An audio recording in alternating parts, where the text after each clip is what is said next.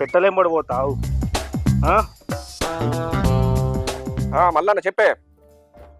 అవునా, బర్రిందా? సరే, బెల్లం ముందు నువ్వులు పెట్టు, పాలు పడితే మాయి కూడా పడుతుంది. నమస్తే డాక్టర్ సాబ్. ఏం సంగతి ముఖేష్? ఏంద్రాబాయ్ దీన్ని పట్టుకొచ్చినావు?